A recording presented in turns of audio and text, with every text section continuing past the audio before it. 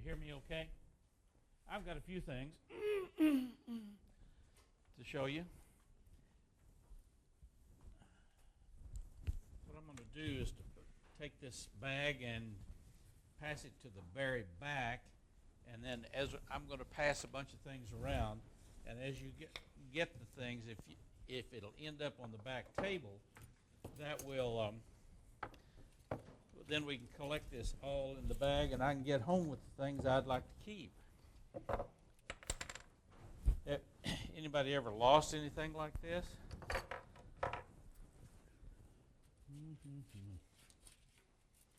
Well, first thing you need when you're turning, I found.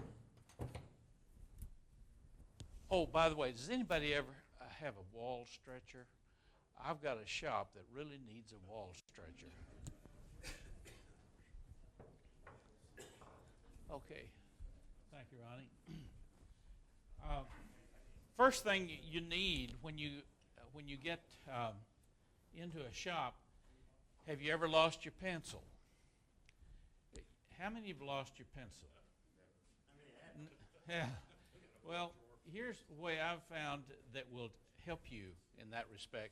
Get a magnet that, not one of the rare earth magnets I found out, but just a regular old plain magnet, and maybe if you've got some hot glue, you can hot glue that magnet to the pencil, and you always have a pencil ready to go.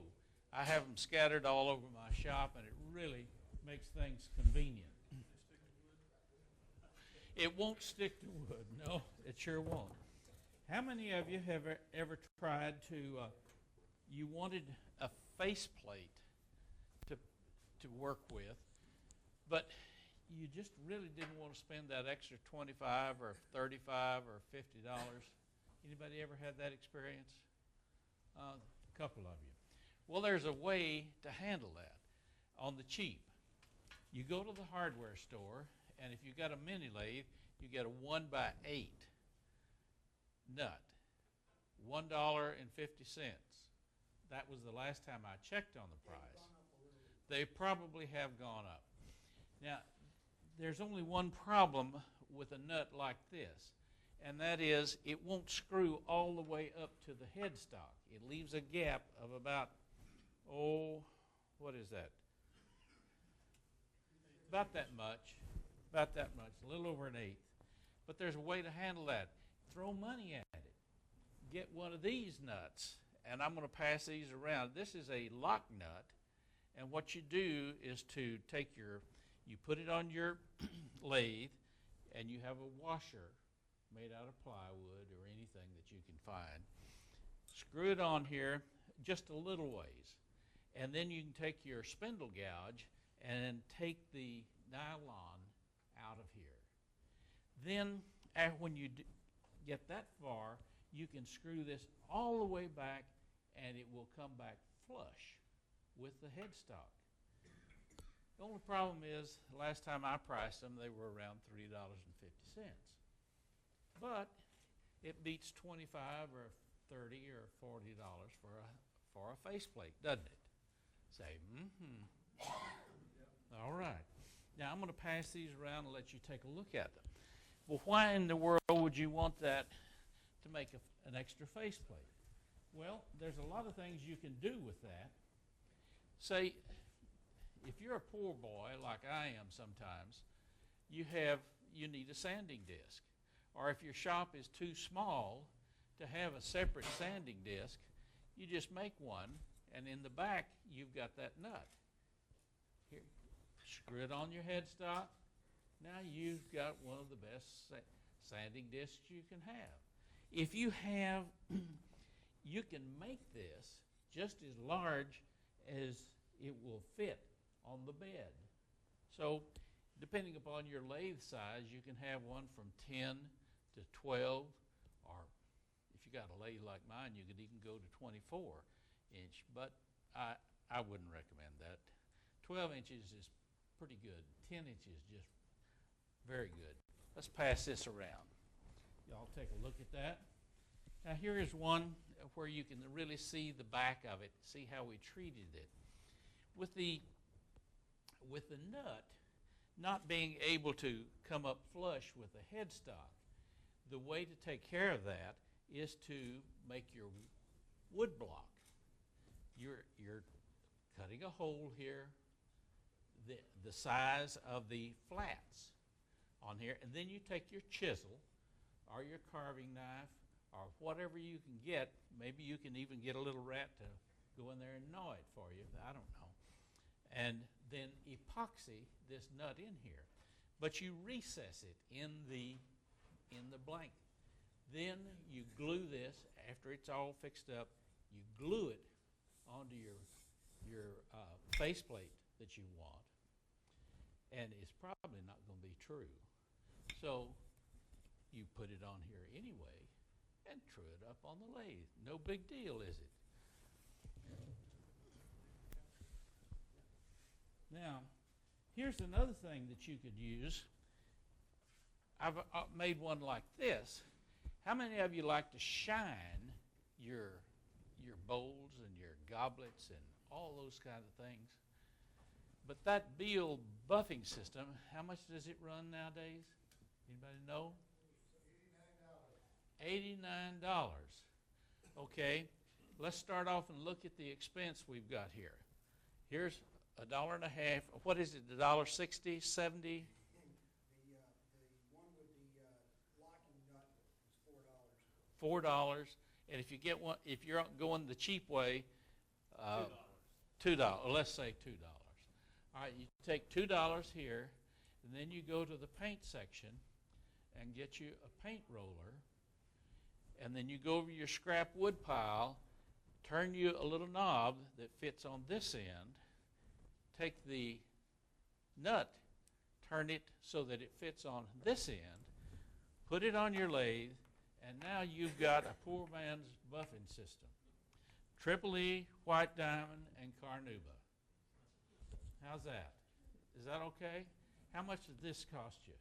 I don't know, but it's not very much. Certainly not $89.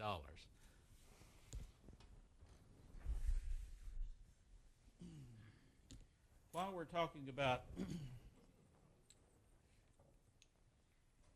face plates and stuff, sometimes you may want to have a Morse taper, an extra one. Have you ever tried to buy one?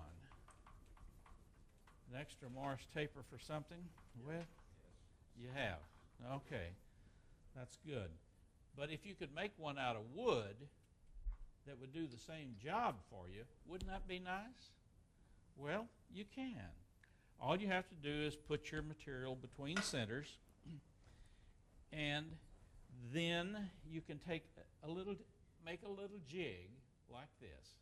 You can make it with, put screws in it here, or glue, any way you'd like.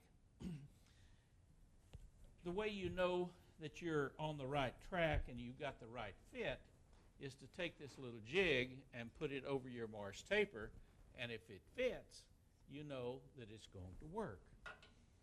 So you put it in then you put it in your headstock, and if you're turning some small items like making earrings, beads, all kinds of small objects, you can glue this or find some other way of attaching it, these small items.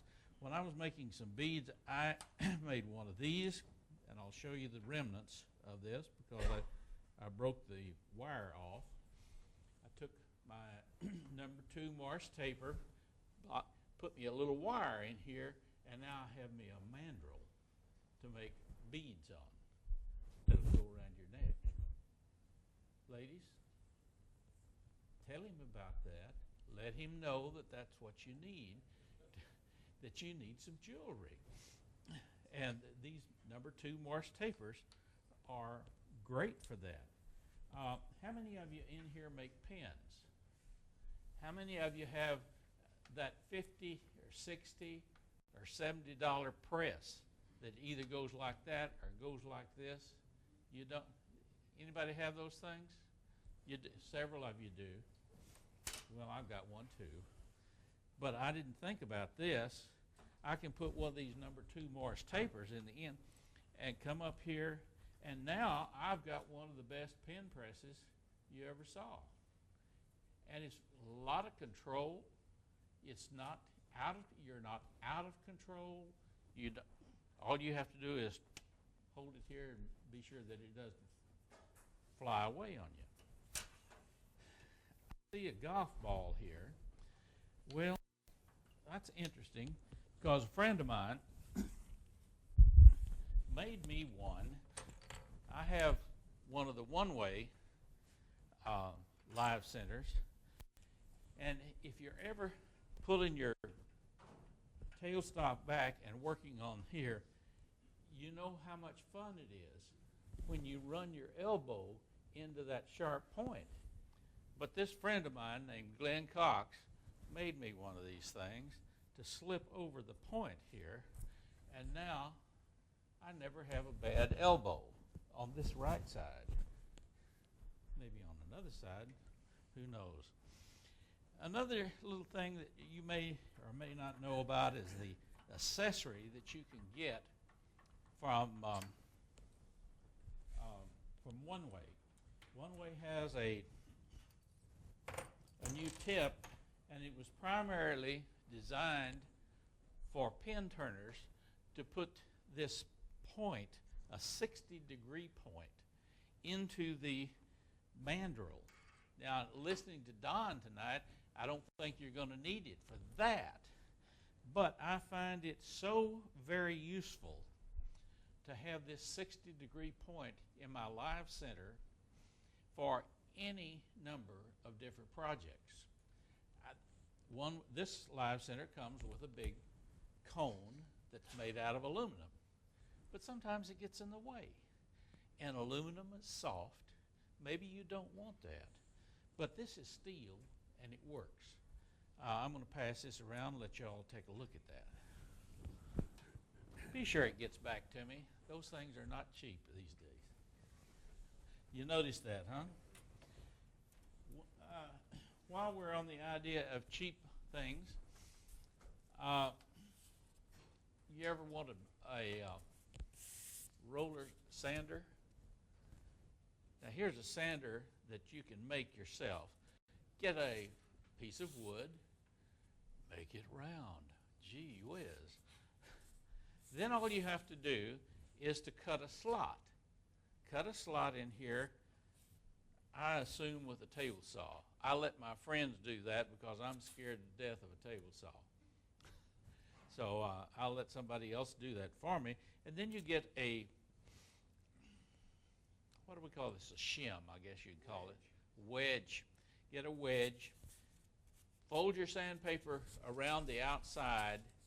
Then take your wedge, wedge it in here, and now you can put it on your, put this in your chuck, or if you had the little nut on the piece of wood like we have it on the paint roller back there, you could put it in here like that.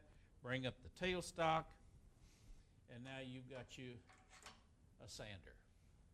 Here's another faceplate I didn't pass around, but I'll let y'all take that.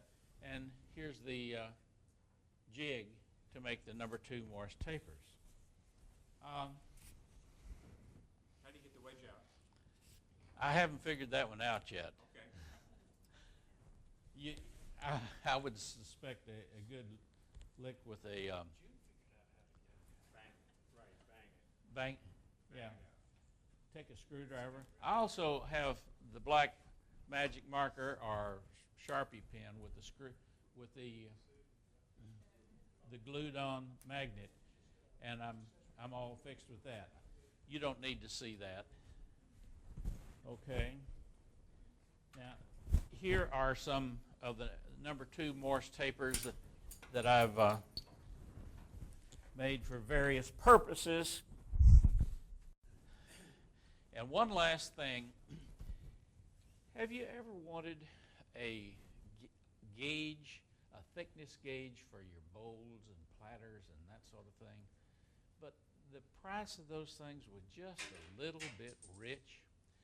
Well, let me show you how you can make something yourself. You can make this out of wood. This is made out of aluminum. You drill a hole right here. Okay, you drill another hole right here. And of course, I can't get that out because I bent the end of this, but it goes through here. And then you get some very expensive wire from your coat hanger, and you make a form, something like this. Now, you're going to, I left out the important thing. You've got to tap this. So you need a tap, and then you tighten this up at the distance you want. Okay, here's the way the thing works. Took me a long time to figure out exactly how this works. This is not original with me. I bought this from James Johnson from Kerrville many long years ago, and I think when it was Texas Turner 2, and after many years, I finally learned how to work this puppy. But what you do is to set this, the top, set this little rod so it closes completely. Then you take your little, whatever you call this thing, stop with a screw on it, tighten it up, and now when you find something that you want to check the distance for, like the pencil here, you put one side on this, put the other one up here, and now you read this right here, the distance. Am I in the right spot? This gap right here tells you your wall thickness.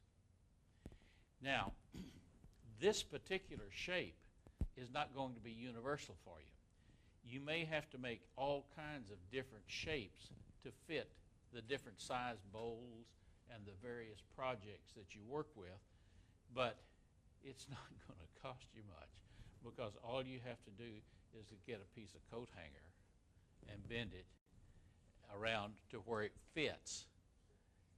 And then all you have to do is to bring this up so that it closes, and you've got a thickness gauge. I paid James $10 for that. But you can make that for almost nothing. A little piece of scrap wood, bore a couple of holes here, another hole up here, and tap it, and you're in business. And I think that's going to be all of it for me. So thank you very much.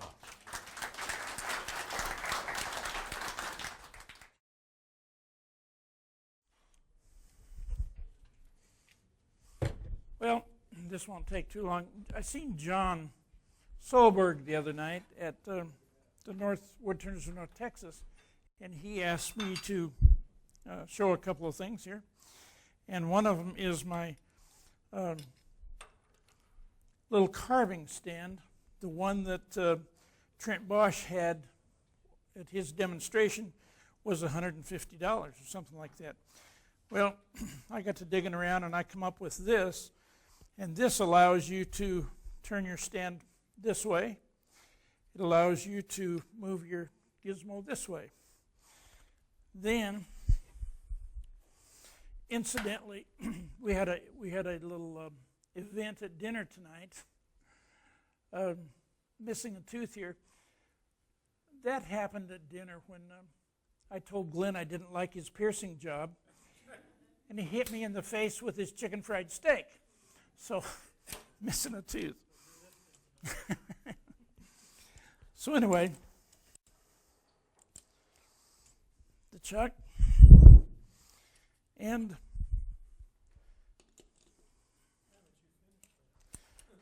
I was waiting for this demo.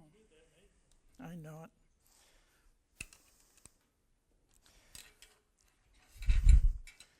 But anyway, you can rotate this any way you want to, this way, whatever trips your trigger. Now, I've got a lot of money invested in this. What do you think this thing cost? $25. And it works probably just about as good as Trent's. But the thing that took a long time to do was this is not 1 inch. So I put this on the lathe and spun it up and used a file for like days, trying to get it down so where it would fit in there like that. But yeah, I think the most expensive thing was the T, and probably needs a heavier gizmo here. But that works great for a carving stand. Ooh.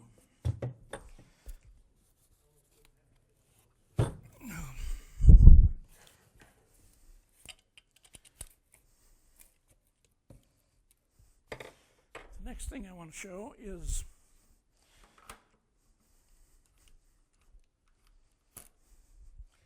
my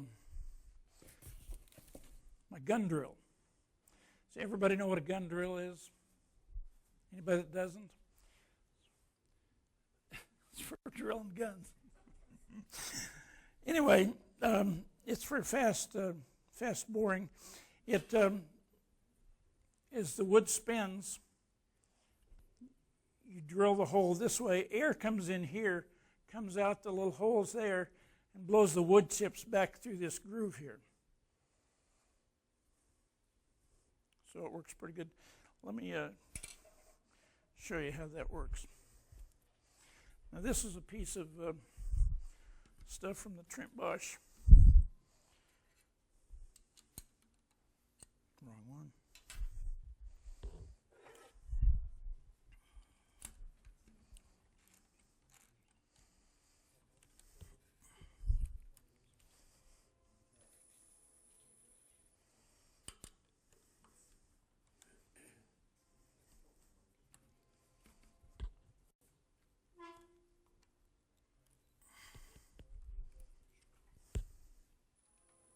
Much better.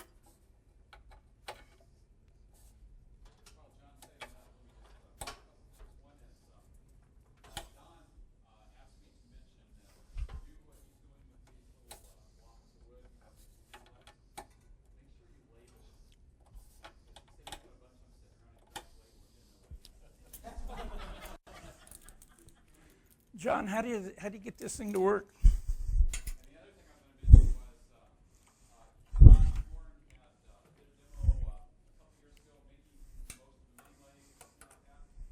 If you go to our website, you can find that. It has, I couldn't get that in there.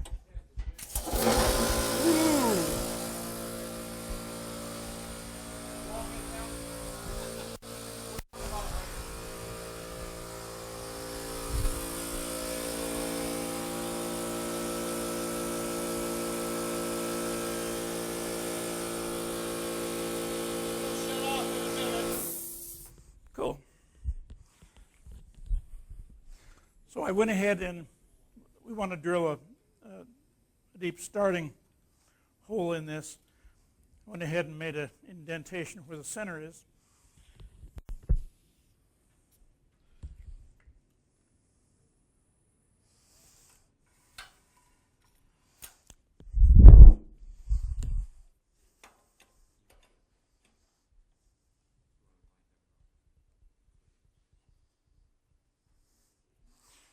I think it'll work better with the rest there.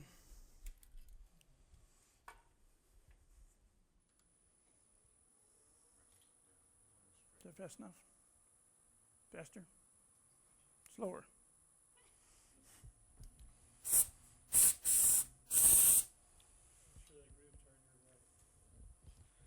Make sure what?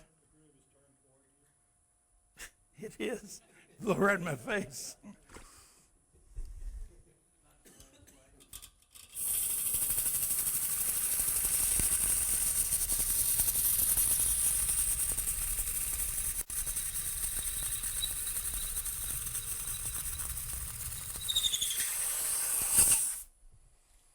Bingo, that's all there is to it. Now you've got a really good starting hole for doing hollowing or whatever. These come in different sizes also, I'm told. I don't know how big they really come, but it makes for a great starter hole. Watched Trent Bosch demonstrate this at his thing in April, and it's really a good idea. Awesome idea, I thought. I just had to have one of these things. This cost about $28. I had this, and then just made this. So that's it. Any questions about the gun drill? Okay, you hear me? All right, I want to talk about transferring patterns tonight, and this is an example of a piece that you might want to make. That let's see, I don't know if you can see it. This has been pierced, and it was done freehand, but there was a pattern on here to start with. So it's all magic in how you get a pattern off of the internet and get it transferred to your material. And it's a lot of magic in this. Oh, it's supposed to be a rabbit. That didn't go over very good.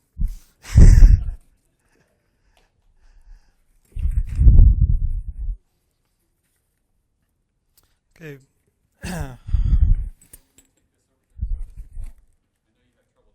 Yes. Thank you very much. Yes, I do have trouble dropping them at times.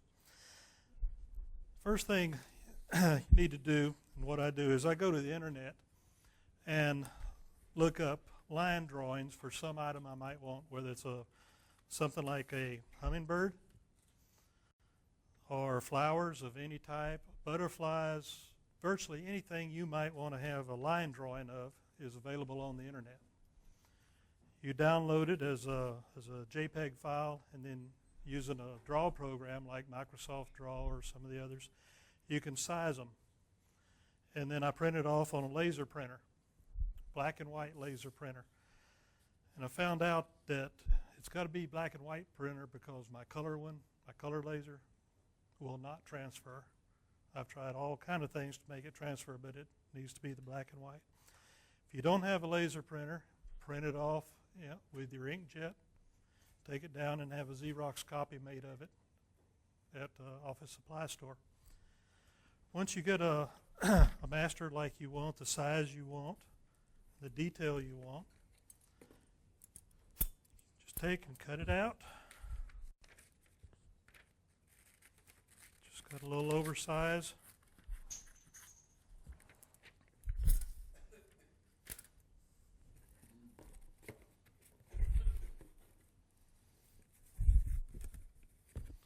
And I'm just going to use this as an example.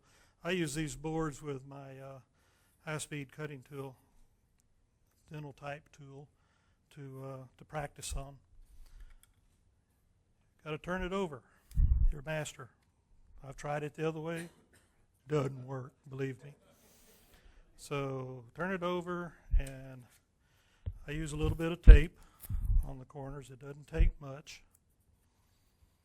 Just tape it in place so it doesn't move around on you while you're transferring it. Now, I'm sure you've heard from some of the other demonstrators to use a chemical called xylol or xylene. They even have pens, like a highlighter pen, that has xylene in it, and you can go over it with the xylene, and it'll transfer. And you can do that, but it makes kind of a mess, and the stuff stinks. It's also a hydrocarbon derivative, and it's not particularly a carcinogen, but it's a medium class irritant, and it stinks. So this is xylol, and generally I'll just take a paper towel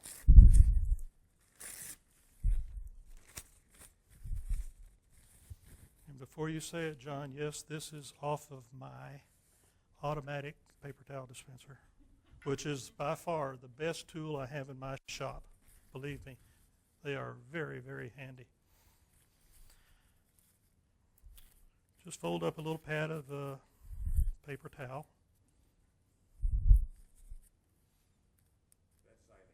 And this is xylene or xylol, whichever, same material. This is not the best product to use. Wipe it on.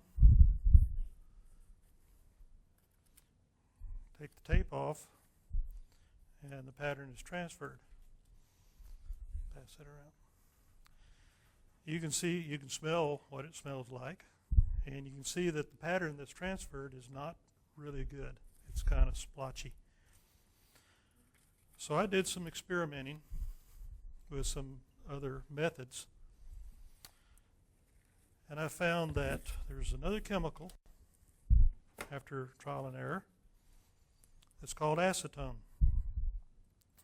Most of us use this for various things. It's a good solvent for CA glue. You can use this stuff. It's about $20, $21 a gallon. It's the same thing as they use in the debonder for CA glue. It's a solvent for CA glue. It's a solvent for epoxy before it's cured. It's a solvent for urethane adhesives. It goes into the manufacture of methyl methacrylate, which is acrylic for like a plexiglass. So there's a lot of this material used. It's an organic chemical. Your body produces it in not big quantities, but it's necessary for life. Let's see. It's like I say, it's found in nature. Oh, it's a byproduct of fermentation. So guess where it comes from? Yep, from the distilleries. It's a byproduct of distillation. So with that product, it's also highly volatile. So it evaporates very quickly. You can do the same type thing with it.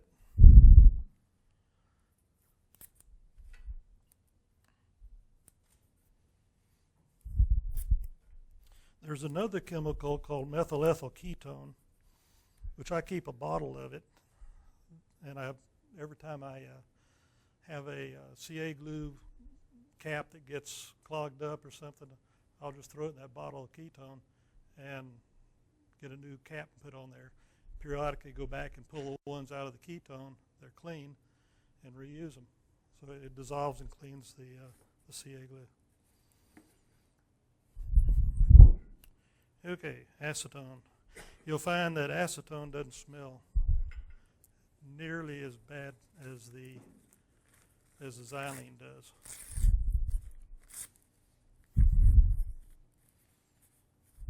And you'll notice I've got some gloves here, but I'm not wearing them because it's really not that bad a chemical. This also is not a carcinogen, particularly since it's produced by your body, and also it's used in food and pharmaceuticals. So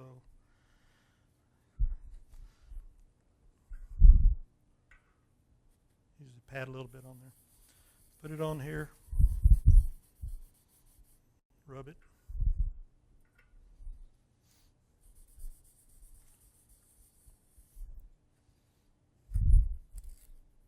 Now this all came out okay.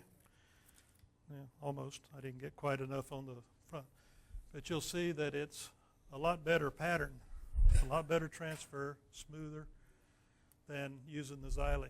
The xylene works good if you don't use too much of it. You wet it out too much. I've done it both ways, and it's still, even without it being wet, that as much as I did, it does not transfer near as well as the ketone does, acetone does. Yeah, try acetone.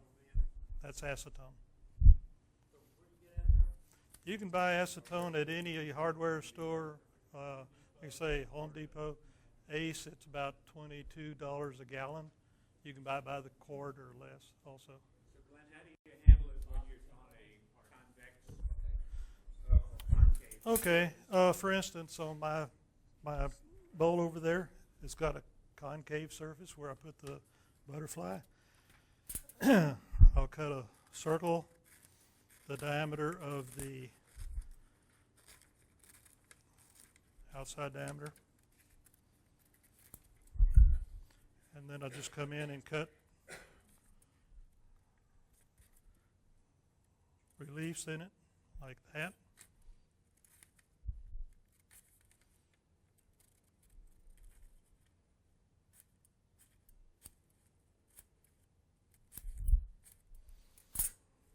And then you can press it down into the concave part, upside down. 2 or 3 pieces of tape around the edge. Pat it in there. Works great. One of the tricks I learned is to take the design, crumple it all up to a ball. Really crumple the paper up so it's a tiny ball. Mm-hmm. And then spread it out. And it forms. Well, that's a good idea. I hadn't tried that. See, learn something new every day. Everybody hear that? Train out. You said, You take Go your ahead. design, you cut your paper out instead of cutting little things, you just take it and crumple it up into a tiny little ball and rub it around your hands a lot. You know, so it's really just a mess. And then you unfold it. And it's a little harder now that it's all been cut up. But you unfold it and it will conform to a ball shape piece a lot better. Right, something like that. It'll then conform. yeah, you're still going to have some overlaps or that type of thing, but you fake it with the pattern when you start cutting it. You can work around that pretty easily. Any questions? Yeah, Mike? Yeah. Inkjet doesn't work. Needs to be the laser. And like I say, it only worked with the black and white laser or Xerox machine. At least with my color laser, I tried it and I haven't found anything that will allow it to transfer. You said you took it and Xeroxed it. Is there something about the Xerox ink that's different from your laser printer? Well, the laser, black and white laser printer, or your black only, and the Xerox use essentially the same type ink. Evidently, my color laser uses a different formulation of ink, and it just balls up and does not transfer at all.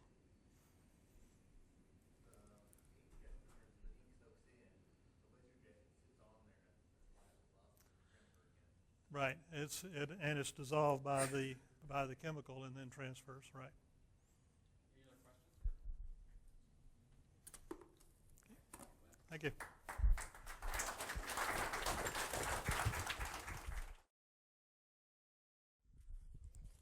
John Beasley can't be with us tonight, and he asked me if I would show one of the projects he's worked on. In cutting dowels or round trees on a bandsaw, you end up potentially getting into a lot of trouble with the bandsaw grabbing the round surface and pulling it down, and maybe pulling your hand into the bandsaw. And John came up with this device.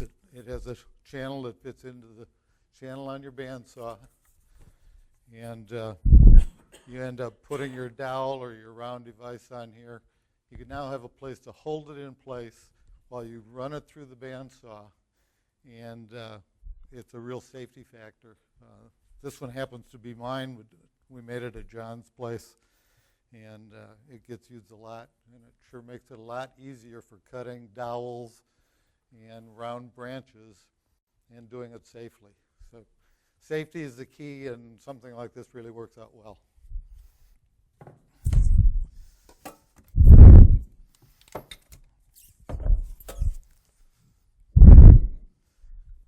I had a hard time trying to do some decoration on a bowl and coming up with grooves that were equally spaced and I was trying to do it by hand, and I couldn't figure out a decent way of orienting it.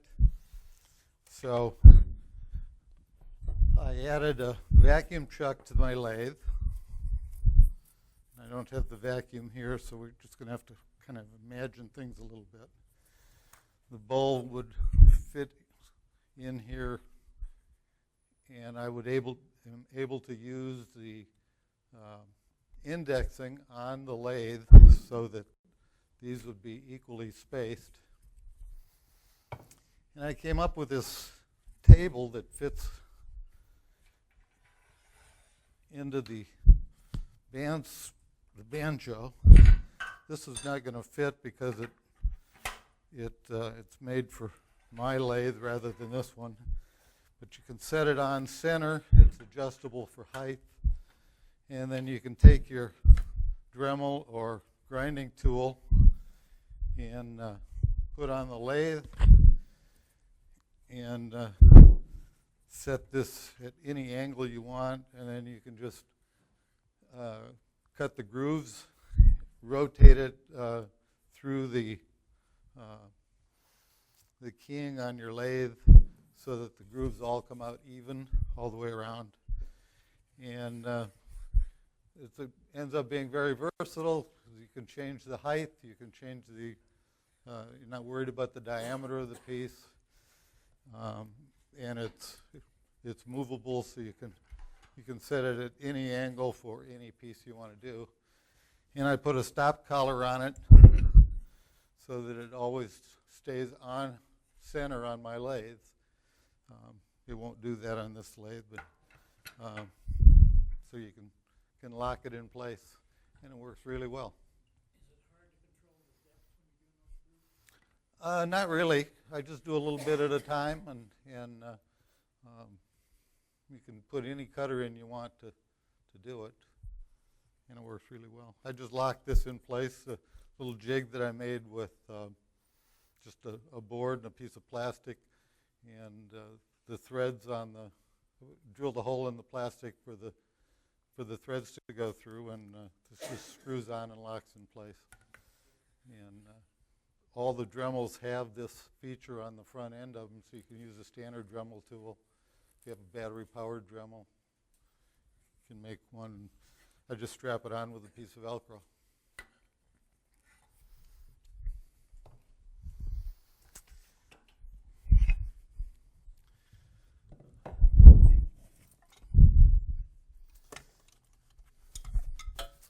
I use these little stop collars all the time. They're cheap. They cost like $1 a piece. You put it on your banjo or on your tailstock. You can set the height of your tailstock up, lock it in place, and if you want to turn it, you still end up with it on center all the time or at the level you want. And I found that the threads on most of these stop collars are 3/8/16. So if you go buy a 3/8/16 bolt, you can buy or you can make yourself a nut to lock things in place, and then you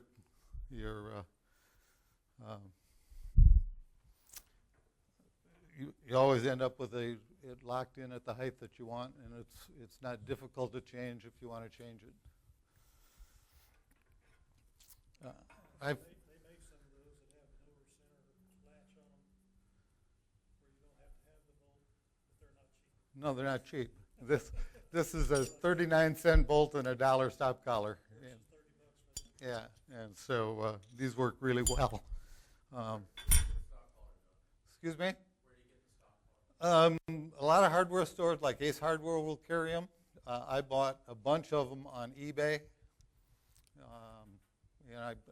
The best price I found was eBay.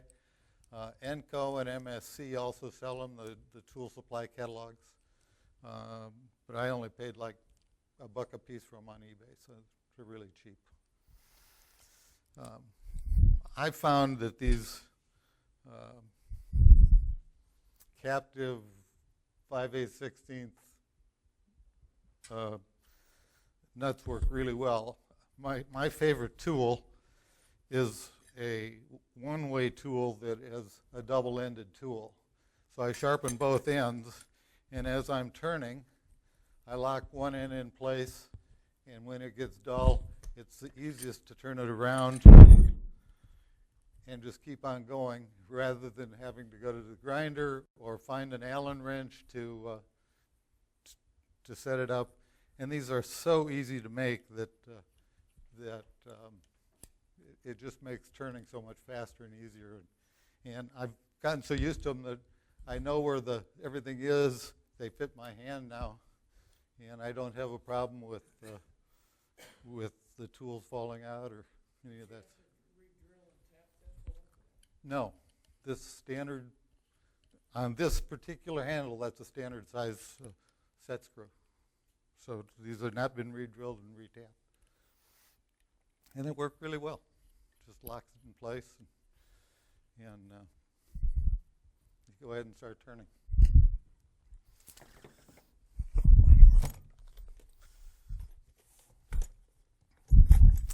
A couple months ago, our friend Neil Brand talked about in turning spindles.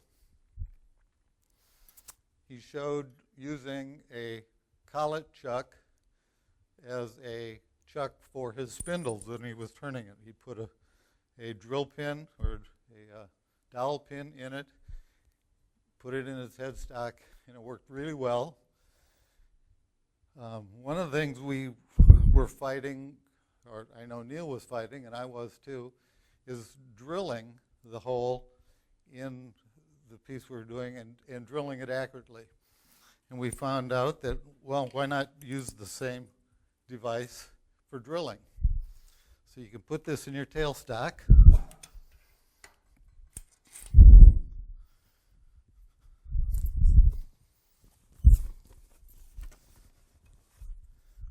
I made a dowel with a hole in it that would fit over the drill.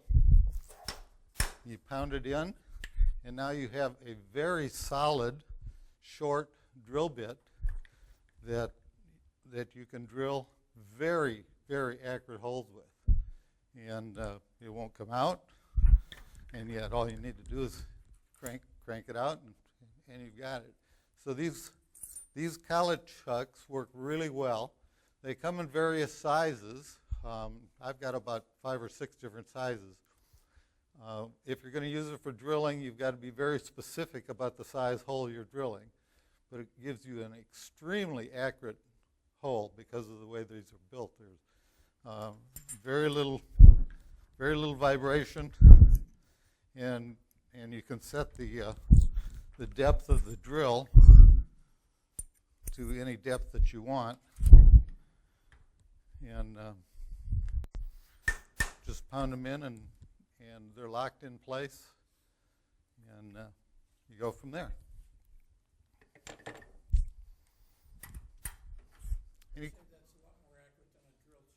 It's extremely more accurate than a drill chuck. Yeah, it is, very much so.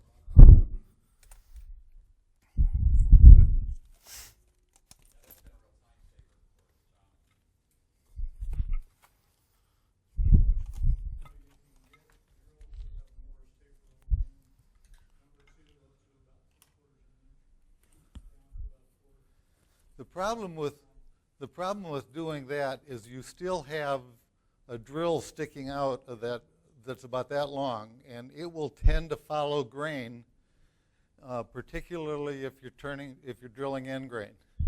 And with this kind of a collet chuck where you can control the length of that drill down to a very short portion, it won't tend to follow the grain while you're drilling, so you get a much more accurate hole than you do anywhere else.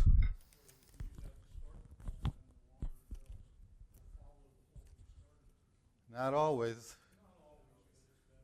Not always. Neil and I have done a lot of experimenting with trying to accurately drill a 1/4-inch hole in a 1-inch block. And if you do it with a drill that's a standard jobber length drill bit, it will follow grain. even if we use a center drill to start with, at the other end, it may not be a true hole. And we found that drilling with this kind of a chuck, collet chuck or whatever you want to call it, works really, really well and gives you the most accurate hole we could find. Enco sells 1/4 inch and 3/8 inch high-speed steel rod, and they do it rather inexpensively. These rods are 8 inches long by 1/4 inch in diameter, and they're like $2.85. And it's high-speed steel. So you can make all kinds of tools. I don't know where this... Can you go overhead? There we go. Let me move some of this out of the way. You can make tools out of them, and you can make them in any shape you want. This is a real sharp point tool that I made with a flat on it, and I'll pass these around.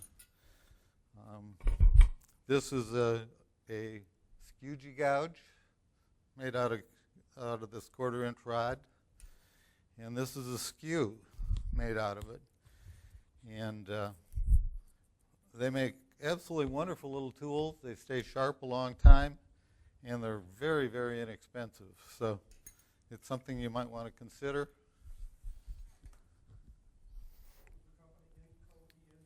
ENCO. They've got a huge tool catalog, and you'll find these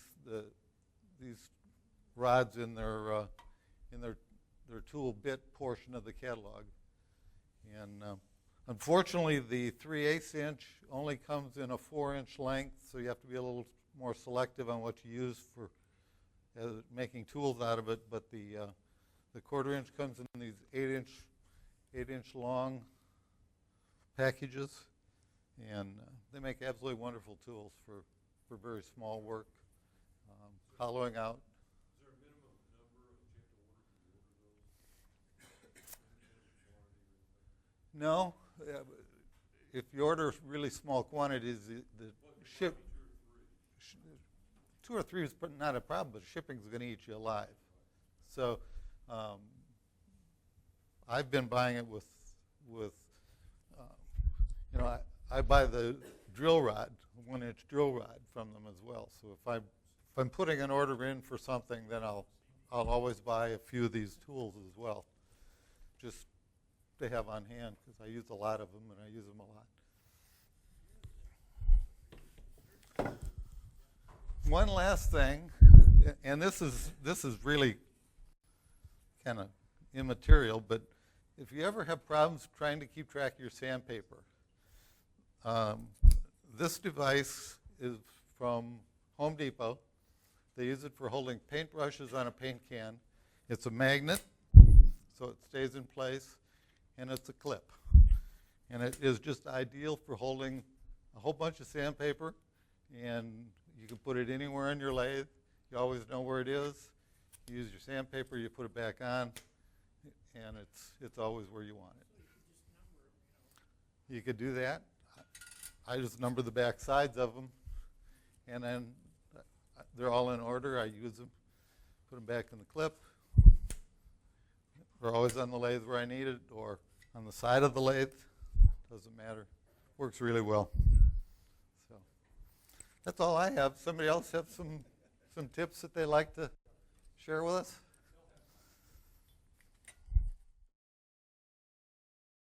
A few years ago, I was doing production turning, a lot of small hollow forms and Christmas ornaments, things like that. And I did not like to turn and then take my tool out and measure, because it took too long. You know, production is all about doing things quickly.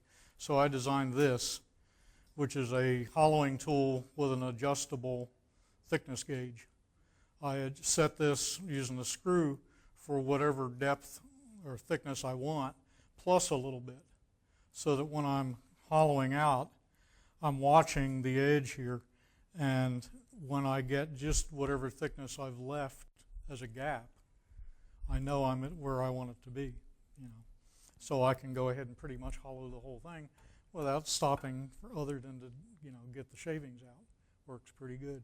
And it uses 1 1/4 inch diameter tool bits that you were just talking about. And if you want to make tools, there's one thing. A lot of people think you've got to buy exactly the size you need and all that. You can turn steel on one of these if you want to. You put the piece in with a chuck, just like you normally would with the tailstock, and use a good quality scraper at a slight angle like this, and it'll cut that steel away just like, not as easy, of course, as a piece of wood, but works just fine. They use these things for thousands of years to make metal pieces because the machine lathe wasn't invented until 1880 or so, something like that. So aluminum, brass, steel, anything like that can be turned on these with good quality tools. And mostly scrapers are the easiest things to use until you've got, I can turn it with a bowl gouge, but it takes some practice to do that. But with a scraper, you just start low, come up, it'll start cutting, and you just have at it. That's pretty much all I've got. Yep. I had a stroke, so I got a lot of loss of my hands. I've only got a couple items here I want to show y'all. I had trouble when I build pins with sticking the tube too far on a blank. So I made some tubes with a little step that allows me to put the blank in 1/16 inch and it won't go no further. And this one happens to be a 7mm and a 10mm, and I was trying to make several of them in one piece, and I found out that there's not enough difference in the sizes to do that. So I come back and said, I just make one of each. And this is a 7mm that I turn with a taper, and it allows to just set your blank or your tube into your blank just about a 1/16 of an inch. And I found a good use for Gorilla Glue. It glues handles on paper very good, and it's expanding glue. That's the only thing I found Gorilla Glue is good for. All right, I got a couple other little simple things that earlier they talked about making a pen press on the lathe. Well, I turned around and made me a pen press with my drill press. And all I did was take a piece of nylon, drill a hole, and set my point of my pen in. And then I stick this in the chuck of the drill press, and then I can press anything I want to. And it's just simple. I mean, most of the stuff we build is simple. You took care of one of my presentations. Okay, that was one of yours, huh? Okay, that's all I got. But I do happen to have, since we was talking about making pencils out of tree limbs, 2 pieces of Bodark, if anybody wants them. I cut a block into 4 pieces, and I got enough of the yellow and I would it will make a dude bill. Does anybody want these blanks? Anybody else want one? All right, that's it. Thank you.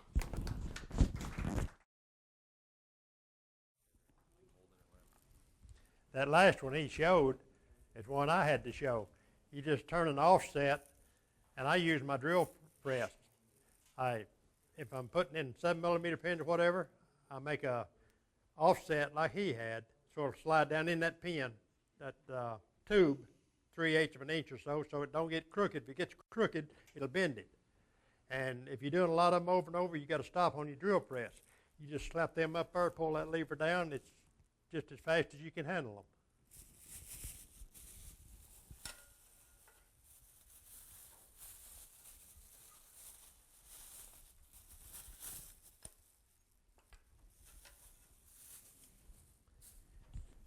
And I was coming here a good while. I was noticing the guys that's moving their hands around to get to these levers, so it didn't hurt them when they was hitting them. If you'll take a golf ball and drill a hole in it and use it for a handle on anything that you got to hold this in, try that with a file sometime. And that's just really great. I'd used a hoof rasp file here because that's what I had. And this is the same kind of file. It's a hoof file, but I'd rather use the others because you don't have to grind down so much. I heated the end and bend it around, and I ground a taper on it with the cutting edge showing. To get in, you go each side. You need a right hand and left hand, or regrind this after you make it. but you can cut your donuts and things on this. And I just tape this on each end because it's sort of easier on your hand. But if you're turning this in, you get through, you turn that around, just slide that down, you got a handle on the other end. If you use a tube big enough to go over it, then you couldn't hold it good. If you got a small file, which I use a lot of, just get a tube that will fit that small one, you got a handle, slide back and forth. Any questions? That's all I've got.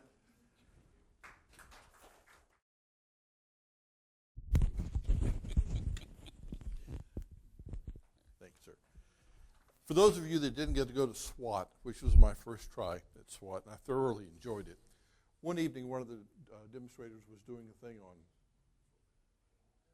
on, was making a demonstration on things you can do in the evening.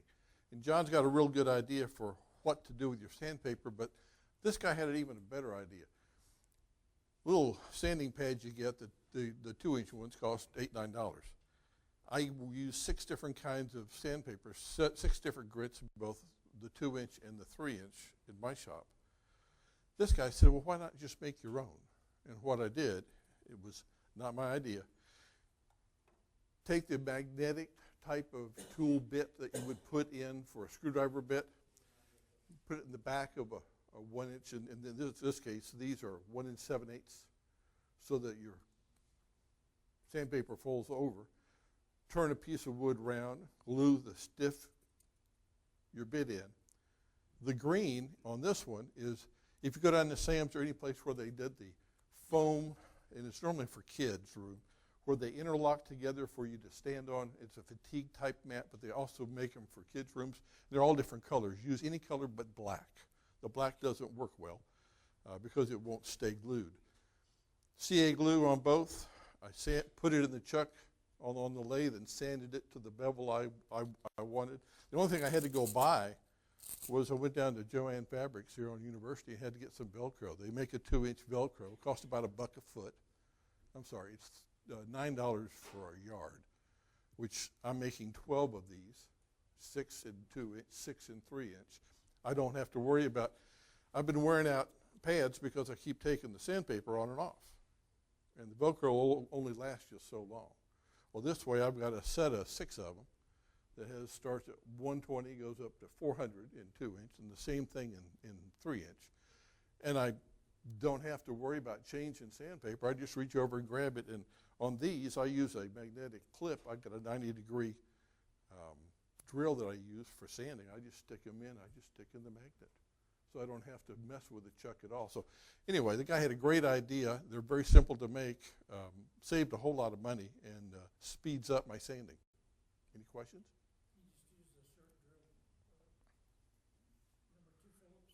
Well, what I did is I went down to Ace and found some 49-cent tips that they had that didn't work for anything. That's why they were so cheap. But I couldn't find the right length because all the ones that I had were real short. So I went to Harbor Freight, and they had a set of 32 bits. They're about this long that are made just like this. And what I did is I just cut them off the length I wanted them. A 7-millimeter hole is exactly what this will hammer into, and glue it with contact cement, or CA is what I used. And I used the thick CA, and it works very well. Any other questions? Thank you.